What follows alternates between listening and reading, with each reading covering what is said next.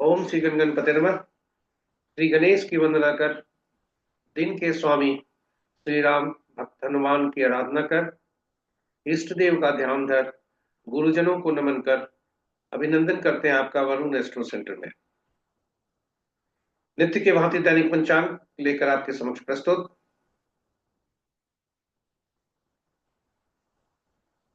यह इसमें डेटा जो भी प्रयुक्त हुए हैं वह ऋक पंचांग से लिए गए हैं।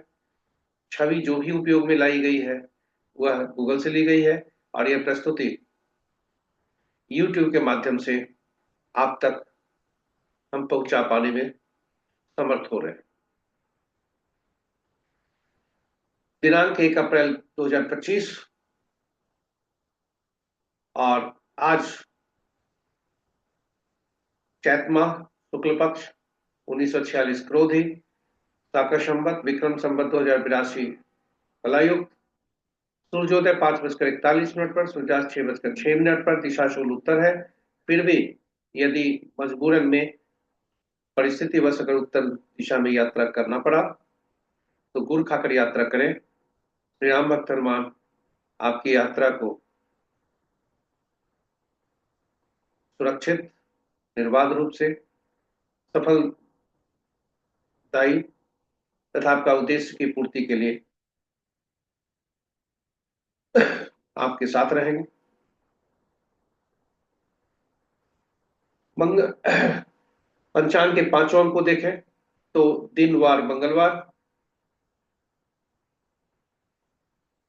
प्रातः तिथि में प्रातः 5:42 तक तृतीया, उसके बाद चतुर्थी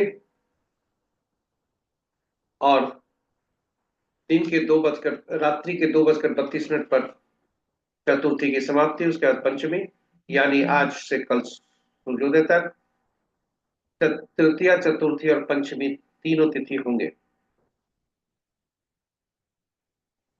नक्षत्र दिन के 11:06 तक भरनी, उसके बाद कृतिका। योग प्रातः 9:48 तक विषकुंभ, उसके बाद प्रीति। करण प्रातः 5:42 तक गण, उसके बाद बनीज और बनीज के बाद यह 4:04 तक रहेंगे। उसके बाद विष्टि भद्रा करण रहेंगे, जिसके कारण भद्रा का आरंभ होगा। पव भद्रा की समाप्ति रात्रि के 2:32 पर होगा। उसके बाद पव करण होंगे। ये रहे पंचांग के पांचों अंक। महत्वपूर्ण मुहूर्त में जाने के पूर्व जरा देखें कि शिव का वास कहाँ है, भोलेनाथ कहाँ पर है, उनके फलदायी क्या है। तो शिव का वास जब तक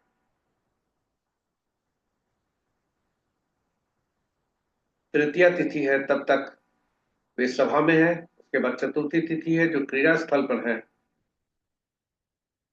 जो कि दोनों शुभ नहीं है। अभिजीत महत्वपूर्ण मुहूर्त में देखें, शुभ और अशुभ मुहूर्त में अभिजीत मुहूर्त इनके 11:29 से 12:19 तक। अमृत काल प्रातः 6:50 से 8:16 तक। सर्वार्थ सिद्धि योग आज नहीं है। रवि जोगी 11:06 से 5:40 तक है। विजय मुहूर्त 1:58 से। यहाँ बताते चले कि सर्वार्थ सिद्धि योग और रवि योग दोनों 11:06 दिन से कल सुबह तक है। विजय मुहूर्त 1:58 से 2:47 तक है। गोधूली बेला संध्या 6:05 से 6:28 तक। निशिता मुहूर्त देर रात्रि 11:30 से 16:16 तक। यह निशिता मुहूर्त देर रात्रि में मध्य रात्रि में साधना, तंत्र मंत्र, पूजा पाठ आदि करने के लिए शुभ मुहूर्त हुआ करते हैं। राहु काल अशुभ मुहूर्त में राहु काल अपराह्न 3:40 से अपराह्न 4:33 तक। कुलिक काल दिन के 11:53 से 1:27 तक। यमगंड प्रातः 8:47 से 10:20 तक। वर्ज्य मुहूर्त रात्रि 9:58 से 11:25 तक। भद्रा अपराह्न 4:04 से रात्रि 2:32 तक। ये रहे महत्वपूर्ण शुभ और अशुभ मुहूर्त। ग्रहों की आकाशीय स्थिति को देखें, गोचर को देखें तो अंश के अनुसार सूर्य देव फलदायी हैं और चंद्रदेव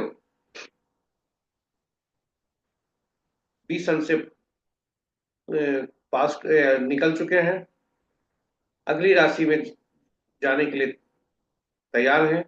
इसलिए थोड़ा सा उनके स्वभाव में परिवर्तन हो सकता है। मंगल देव भी 3 अप्रैल को वे मिथुन राशि से निकलकर कर्क राशि में आएंगे। तो इसलिए वह भी राशि परिवर्तन थोड़ा अपने क्रूरता को थोड़ा कम किए हुए हैं। बुधदेव कमजोर है अंश के अनुसार। शुक्रदेव वक्री चलते हुए अंश के अनुसार कम है। शनिदेव भी कम है। राहुदेव और ये केतुदेव, ये सभी ग्रह भी कम अंश पर हैं, इसलिए थोड़ा कमजोर हैं, कम फलदायी हैं। मित्र राशि में अगर हम देखें, चंद्रदेव आज मेष से वृष में जाएंगे। अभी की स्थिति में मेष राशि में, मित्र राशि में देखें 2 ग्रह, शत्रु राशि में 2 ग्रह, सम राशि में 5 ग्रह हैं। बृहस्पति और शुक्र आपस में राशि परिवर्तन कर रहे हैं, और बृहस्पति की राशि में सबसे ज्यादा ग्रह 5 ग्रह हैं, बुध की राशि में 2 ग्रह हैं, मंगल और शुक्र की राशि में क्रमशः एक एक ग्रह है। नक्षत्र के अनुसार ग्रहों की स्थिति को देखें तो मित्र नक्षत्र में 2 ग्रह, शत्रु नक्षत्र में 2 ग्रह, सम नक्षत्र में 5 ग्रह है। नक्षत्र परिवर्तन किसी भी ग्रह का नहीं है। मंगल राहु केतु ये स्वतंत्र ग्रह हैं, क्योंकि इनके नक्षत्र में कोई भी ग्रह नहीं है। बृहस्पति देव के नक्षत्र में 4 ग्रह, बुध देव के नक्षत्र में 1 ग्रह, चंद्रदेव के नक्षत्र में 1 ग्रह है, सूर्य देव के नक्षत्र में भी 1 ग्रह है।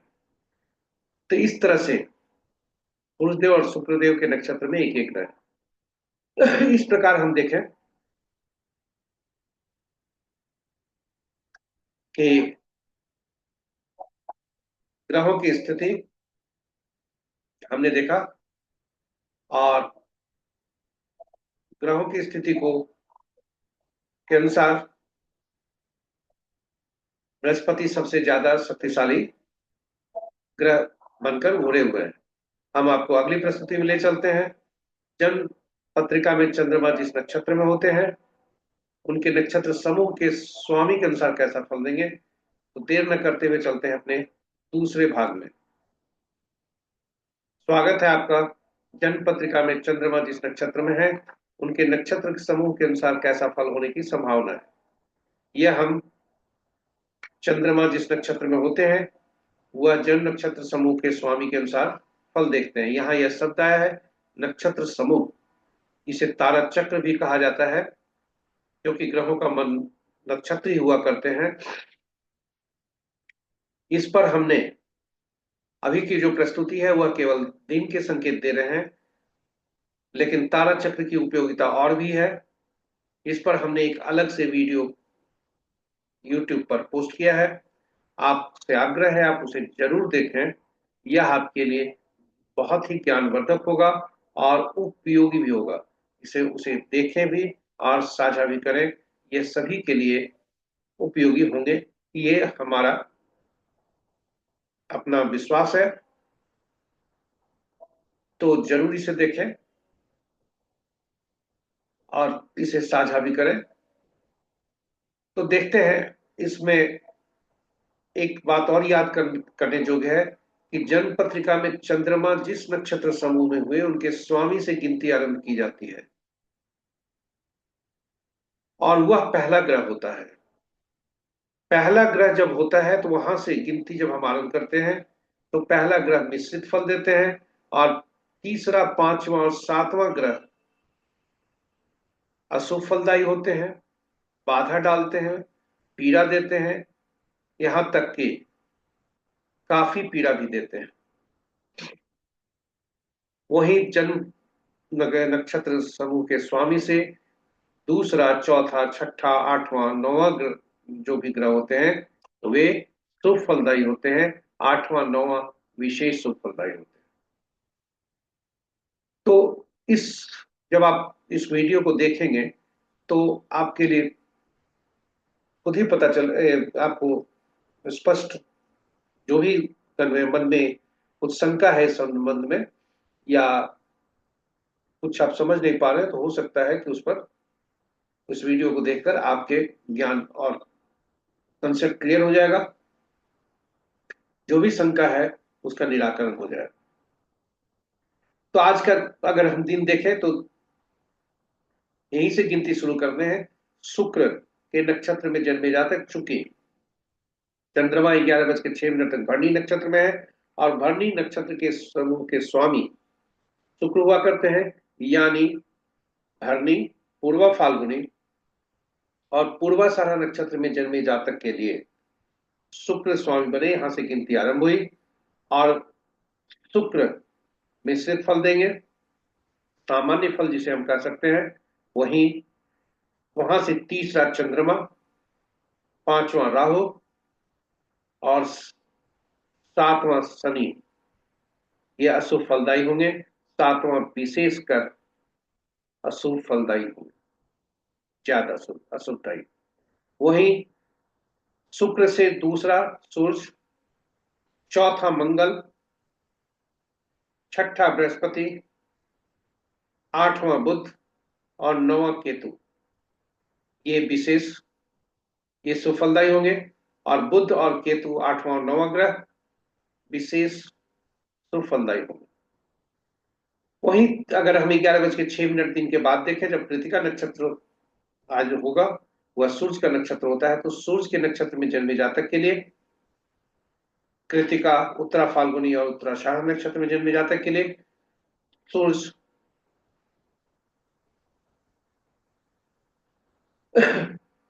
सामान्य फल देंगे।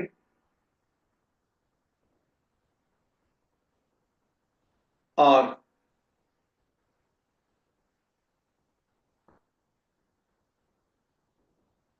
मंगल, बृहस्पति, बुध अशुभ फलदायी देंगे।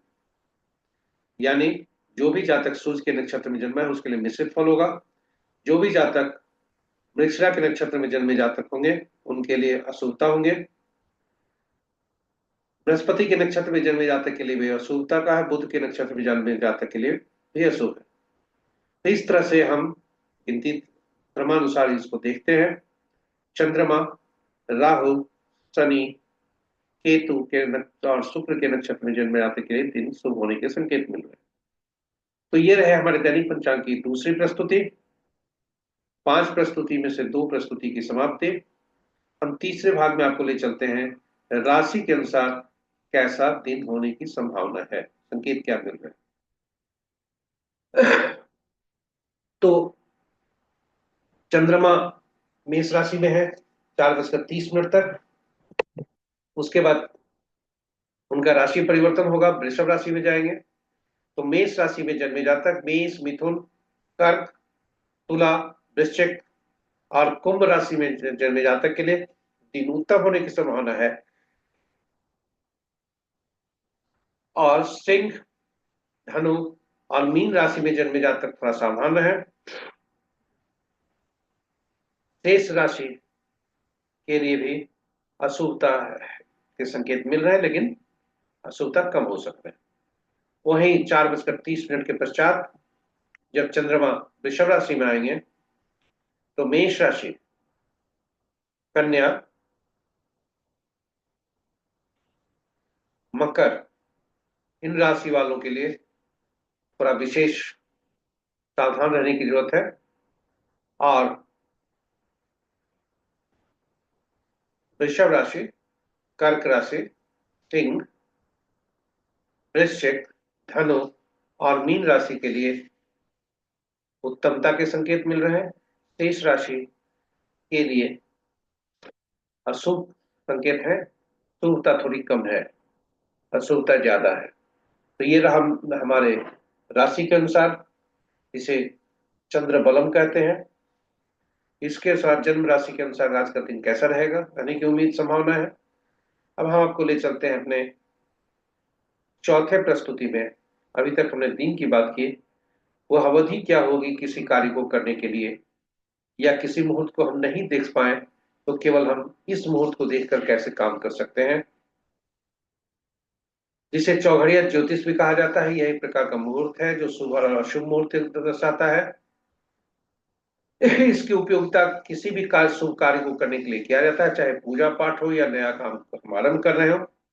यदि हम किसी मुहूर्त को नहीं देख पाए या उसका उपयोग नहीं करें तो कम से कम चौघड़िया मुहूर्त को का उपयोग जरूर करना चाहिए। दिन के इस संदर्भ में चौघड़िया ज्योतिष पर या चौघड़िया मुहूर्त पर चौघड़िया की उपयोगिता और यूटिलिटी ऑफ चौघड़िया, ये दोनों पर हमने अलग अलग वीडियो डाला है। आप उसे जरूर देखें और साझा भी करें ताकि हर के लिए यह उपयोगी हो। यह आपके लिए ज्ञानवर्धक होगा और उपयोगी होगा, ये मेरा विश्वास है। तो कुल दिन में संक्षेप में बता दें कि कुल दिन के 8 प्रहर होते हैं, रात्रि के भी 8 प्रहर होते हैं, कुल 16 प्रहर हुआ करते हैं। और दिन साप्ताहिक दिन 7 ही होते हैं, इसलिए एक प्रहर चौघड़िया जो है जो होता है वह पहला चौघड़िया का ही पुनरावृत्ति होती है। तो और साप्ताहिक 7 चौघड़िया जो हुए, इस प्रकार सातों का संबंध साप्ताहिक दिनों से होता है, यानी जो सप्ताह का दिन होता है चौघड़िया उसी के चौघड़िया से आरंभ होते हैं। पहला चौघड़िया सूर्योदय के समय वही होता हुआ करता है, और जो पहला चौघड़िया होता है सूर्यास्त के समय भी वही चौघड़िया होता है। रात्रि का जो प्रथम चौघड़िया होता है वह रात्रि समाप्ति पर भी वही चौघड़िया हुआ करता है। और साप्ताहिक दिनों से संबंध है हर चौघड़िया का, और सातों साप्ताहिक दिन है उनके स्वामी 7 ग्रह बनते हैं। 7 ग्रह, सातों ग्रह को कुछ न कुछ विशेष कार्य करने के लिए वो अधिकृत है। इसलिए अगर कहा जाए तो किसी भी कार्य करने के लिए विशेष चौघड़िया निर्धारित है। जैसे शत्रु का हनन करना है तो रोग चौघड़िया मंगल का चौघड़िया है। सरकारी कार्यों से संबंधित है तो उद्वेग चौघड़िया। इसी प्रकार विद्या से संबंध है तो लाभ चौघड़िया। दैनिक वृत्ति से संबंध है तो काल चौघड़िया। इसी प्रकार चौघड़िया हुआ करता है। इसकी उपयोगिता है, हम चौघड़िया का उपयोग करते समय शुभ फल प्राप्त करने हेतु हम यह सुनिश्चित करते हैं कि जिस चौघड़िया को का उपयोग हम करने जा रहे हैं कहीं वह किसी अशुभता से तो अधिव्याप्त नहीं है। जैसे आज का ही चौघड़िया देखें, मंगलवार दिन रोग चौघड़िया से दिन आरंभ हो रहे हैं, रोग चौघड़िया से दिन समाप्त भी हो रहे हैं। रात्रि काल चौघड़िया से दिन रात्रि आरंभ हो रही है, रात्रि काल चौघड़िया से समाप्त हो रही है। किंतु बीच के चौघड़िया उद्वेग चौघड़िया, काल चौघड़िया दिन का, शुभ चौघड़िया दिन का, ये राहु काल से ग्रसित है। और रात्रि का लाभ चौघड़िया काल रात्रि से ग्रसित है। इन चारों चौघड़िया को का उपयोग हमको नहीं करना चाहिए, क्योंकि इन्हें त्यागना चाहिए। अशुभता कम होती है, अशुभता ज्यादा होती है, शुभता कम होती है।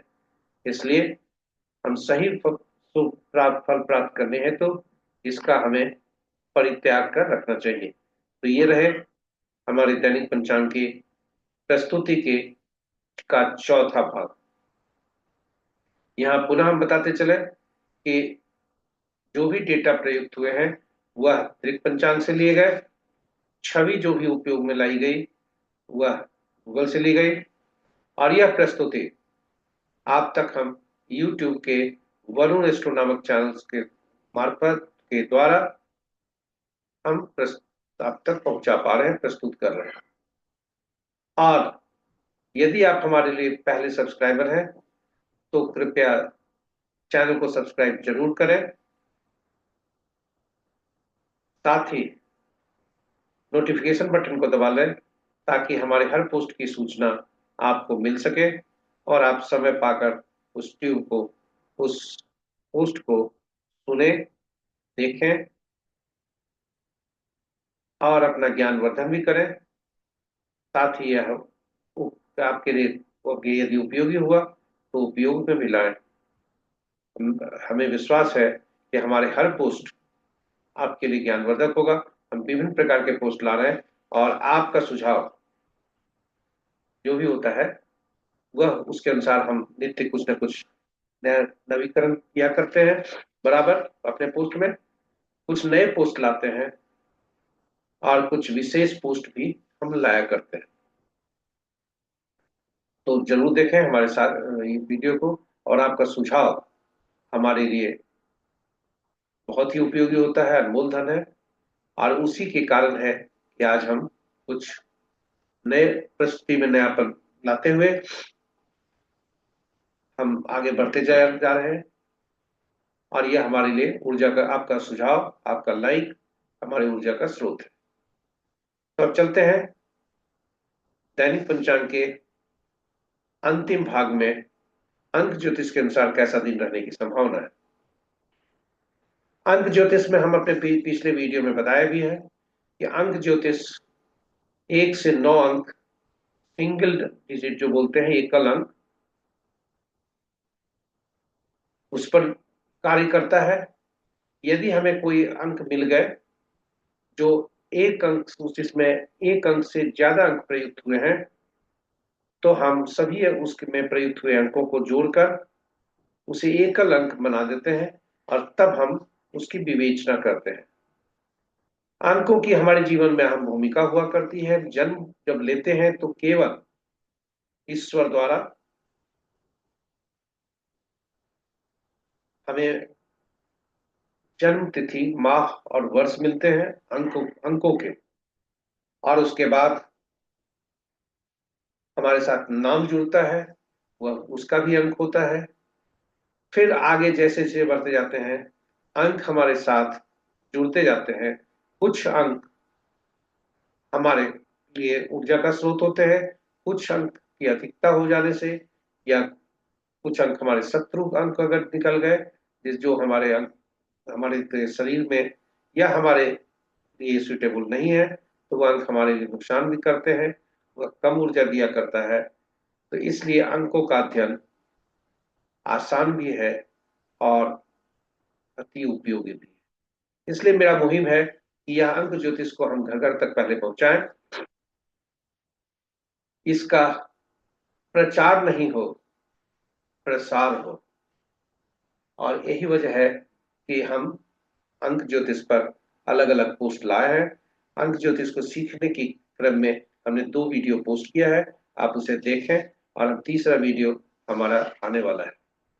तो अब चलते हैं आज की तिथि में। 1/4/2025 तिथि का जो एक होता है, और 1/4/25 तिथि माह और वर्ष का योग 5 होता है। 5 अंक जो अपने आप में है, वह 1 से 9 के बीच का मध्य अंक है, इसलिए इसको कहता है बैलेंस नंबर। और इसलिए आप देखेंगे कि इस अंक का किसी भी अंक से खराब तालमेल नहीं है, इसलिए कहा जाता है 5 अंक जो होता है सेंटर का अंक होता है। यदि किसी के जन्म पत्रिका में, जन्म कुंडली में 5 अंक नहीं आते हैं, तो आप उसके घर में भी देखेंगे कि उसके सेंटर में, केंद्र में उसका वास्तु दोष होगा, उस जातक का आत्मविश्वास में कमी होगी। तो चलिए आज का देखते हैं 5 अंक क्या बता रहे हैं विभिन्न अंक वालों के लिए। जिस जातक का जन्म 1/10/1928 को हुआ है, किसी भी माह का, उनका मूलांक 1 होता है, सूर्यदेव उनके स्वामी बनते हैं, दिन उत्तम होने की संभावना है, 4 स्टार मिल रहे हैं, सफलता का दर 90 से 100% सफलता का होने की संभावना है। 2, 11, 20 और या 29 तारीख को किसी भी माह में जन्मे जातक का मूलांक 2 बनता है, चंद्रमा इनके स्वामी बनते हैं, दिन उत्तम होने की संभावना है, 3 स्टार मिल रहे हैं, 60% सफलता का दर होने की संभावना है।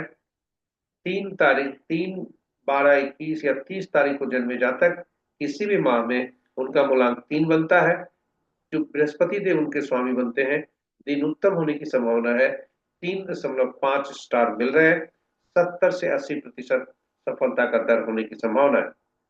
4, 13, 22 या 31 तारीख को किसी भी माह का जन्मे जातक 4 मूलांक बनता है, राहु इनके स्वामी बनते हैं, दिन बहुत ही अच्छा होने की संभावना है, किंतु 3 स्टार ही मिल रहे हैं, 90% सफलता का दर होने की संभावना है।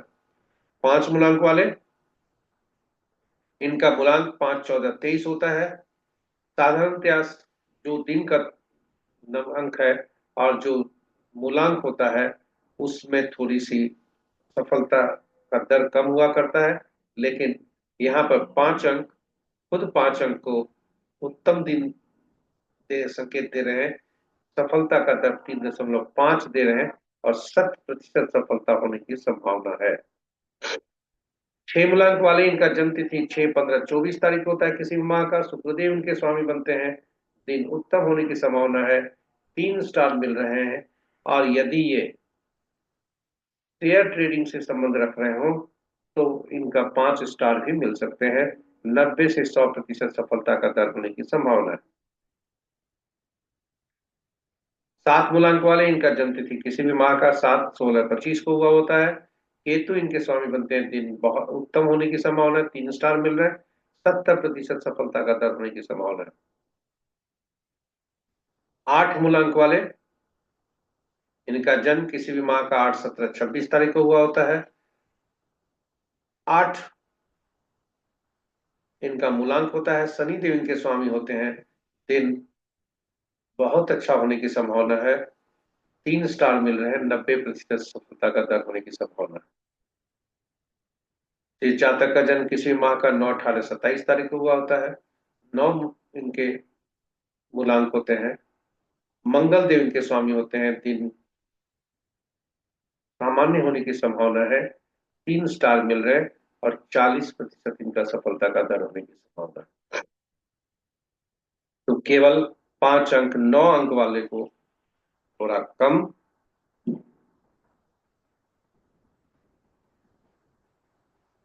फल दे रहे हैं।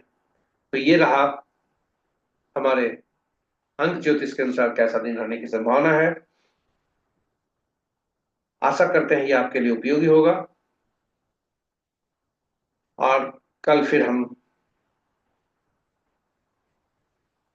नई प्रस्तुति के साथ आपके समक्ष उपस्थित होंगे। यहाँ पर हमारी प्रस्तुति समाप्त होती है।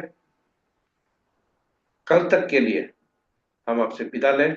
इसके पूर्व पुनः आपसे कहते हैं, सरस्वती बांटने में घटती नहीं है, बढ़ती है।